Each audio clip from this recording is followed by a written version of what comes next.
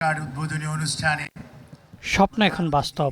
নির্বাচনের আগে বিএনপির প্রধান তারেক রহমানের প্রতিশ্রুতি ছিল দেশের ৪ কোটি পরিবারকে ফ্যামিলি কার্ড তুলে দেয়া হবে। সদস্যগণ বাংলাদেশ জাতীয়তাবাদী দলের ভোটে জয়ী হয়ে সরকার গঠনের ১ মাস পার হওয়ার আগেই প্রতিশ্রুতি বাস্তবায়নে কাজ শুরু করে দিয়েছেন তিনি।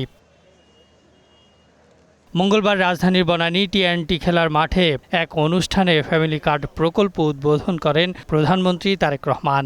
১৭টি পরিবারের নারী প্রধানের হাতে তুলে দেন ফ্যামিলি কার্ডের রেপ্লিকা। মঞ্চে উঠেই চিরচেনা সেই ভঙ্গি, হাত নেড়ে শুভেচ্ছা জানান সবাইকে। ল্যাপটপের বোতাম প্রেস করে উদ্বোধন করেন ফ্যামিলি কার্ড বিতরণ কর্মসূচি। কার্ড তুলে দেন কয়েকজন নারীর হাতে। দেশের অর্ধেক জনগোষ্ঠী নারীদের অর্থনৈতিকভাবে স্বাবলম্বী করার উদ্যোগ নেওয়ার কথা জানান সরকার প্রধান। সরকার গঠন করার ১ মাসেরও কম সময়ের মধ্যে আমরা আমাদের এই প্রতিশ্রুতি, জনগণের কাছে দেওয়া প্রতিশ্রুতির কাজ আমরা শুরু করেছি। আগামী ৫ বছরে পর্যায়ক্রমে দেশের ৪ কোটি পরিবারকে ফ্যামিলি কার্ড পৌঁছে দেওয়ার প্রত্যয় জানান প্রধানমন্ত্রী তারেক রহমান। আমরা ধৈর্যের সাথে সমগ্র পরিস্থিতি মোকাবেলা করি।